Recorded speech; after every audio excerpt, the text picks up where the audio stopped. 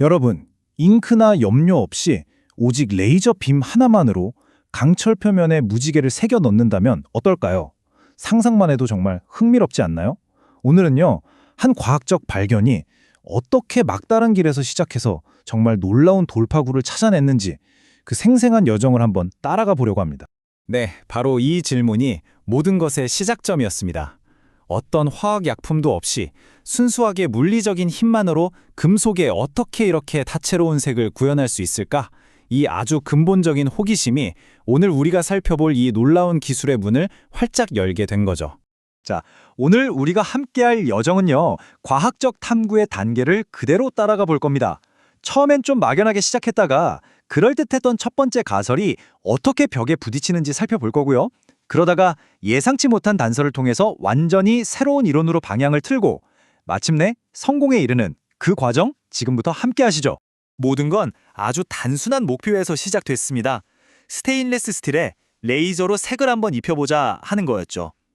근데 처음부터 막 화려한 색이 나타나진 않았어요. 초기 결과물이라고 해봐야 겨우 알아볼 수 있는 옅은 금색 그리고 아주 희미한 푸른빛이 전부였습니다. 기대에는 한참 못 미쳤던 거죠. 처음에는 사실 체계적인 접근이라기보다는 거의 탐색에 가까웠어요. 이것저것 다양한 변수들을 조합해 보면서 어떤 결과가 나오나 그냥 지켜보는 식이었죠. 이 과정에서 레이저의 이동 속도가 색상에 영향을 준다는 아주 중요한 힌트를 얻긴 했지만 여전히 결과는 들쭉날쭉했고 우리가 정말 원하던 그런 선명하고 강렬한 색과는 거리가 멀었습니다. 자, 그렇다면 이 희미한 색들은 도대체 어떻게 만들어지는 걸까요? 연구자들은 이제 가장 논리적이고 과학적인 첫 번째 가설을 세우게 됩니다. 바로 얇은 막 이론입니다. 이게 뭐냐면 레이저 열로 강철 표면에 아주 얇은 투명 산화막을 만드는 거예요.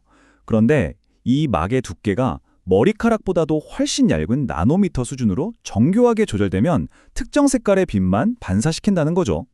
혹시 비 온 뒤에 물웅덩이에 뜬 기름막이 무지갯빛으로 반짝이는 거 보신 적 있으세요? 네, 바로 그거랑 정확히 똑같은 원리입니다.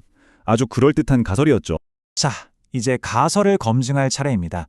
이전의 탐색적인 방식에서 벗어나서 이제는 데이터를 기반으로 한 아주 체계적인 실험을 설계합니다. 그런데 말이죠, 바로 이 지점에서 이야기는 전혀 예상치 못한 미스테리로 빠져들기 시작합니다.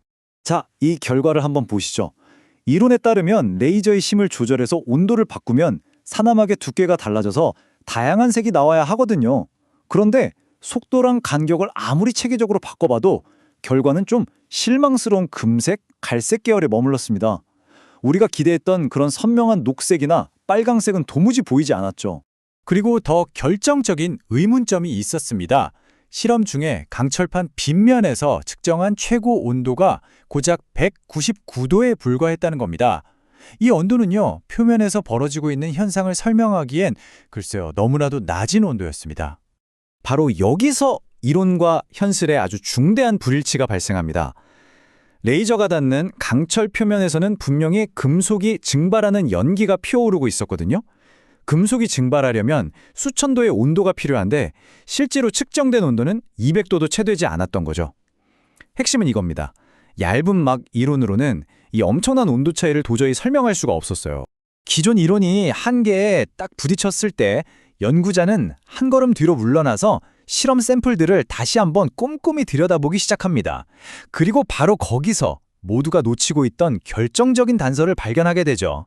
레이저 선과 선 사이의 간격을 10마이크론, 그러니까 0.01mm까지 극도로 좁혔던 샘플에서 뭔가 이상한 점이 발견됐습니다.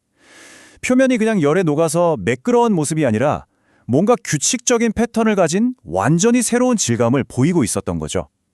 이것은 기존 이론에 대한 아주 강력한 반증이었습니다. 이 관찰은 정말 거대한 인식의 전환으로 이뤄집니다. 이건 녹은 게 아니야. 마치 잘 짜인 직물 같아. 바로 이 한마디가 문제의 본질을 완전히 다시 보게 만들었습니다.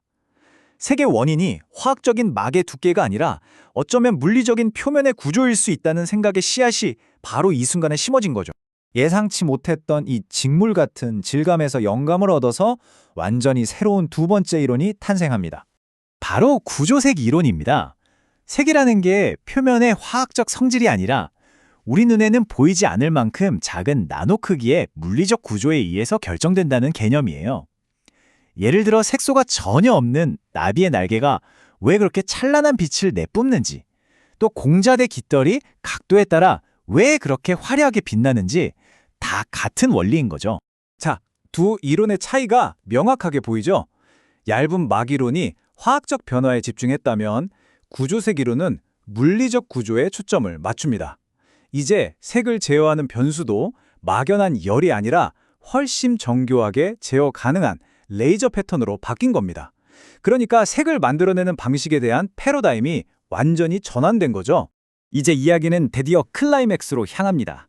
이렇게 새롭고 흥미로운 구조색 이론을 현실에서 증명해 보이는 일만 남았죠. 실험의 목표가 완전히 바뀌었습니다. 더 이상 온도를 조절하는 데 집중하지 않았어요. 대신에 1마이크론이라는 이전보다 무려 10배나 더 미세한 간격으로 레이저를 쏘아서 강철 표면에 직접 나노 구조를 조각하는 데 모든 기술을 집중했습니다. 그 결과는요, 그야말로 놀라웠습니다. 이전에는 결국 얻을 수 없었던 깊고 선명한 올리브 그린, 짙은 마젠타, 생생한 핑크 같은 완전히 새로운 색상들이 마침내 강철 표면 위에 피어났습니다. 정말 길고 길었던 색상 사냥이 드디어 성공한 순간이었죠. 그리고 이 성공의 가장 중요한 의미는 바로 이거였습니다. 새로 얻은 색들은 보는 각도에 따라서 색이 변하던 그런 무지갯빛이 아니라 어느 각도에서 봐도 똑같은 색을 유지하는 아주 안정적인 단색이었다는 점입니다. 이건 완전히 다른 원리로 훨씬 더 견고한 종류의 색을 만들어냈다는 확실한 증거였죠. 이 결과를 확인하는 과정에는 또 재미있는 뒷이야기도 있습니다. 1980년대에 버려질 뻔한 걸 구해뒀던 낡은 현미경을 수십 년 만에 꺼내와서 표면을 관찰한 거죠. 60배 배율로 들여다보니까 뭔가 결정체 같은 구조가 보이긴 했는데 색의 진짜 비밀을 품고 있는 그 나노 구조를 보기에는 성능이 턱없이 부족했습니다. 결국 이 여정은 하나의 질문에 대한 답을 찾음과 동시에 더 깊은 질문을 우리에게 남기면서 끝이 납니다. 우리는 이제 레이저로 색을 만드는 방법을 찾아냈지만 이제는 그 색이 정확히 어떤 나노 구조에서 비롯되는지를 알아내야만 합니다. 이 강철 표면 아래 나노의 세계에는 또 어떤 놀라운 과학이 숨어 있을까요? 그 답을 찾아 나서는 것, 그것이 바로 다음 단계의 흥미로운 과제가 될 겁니다.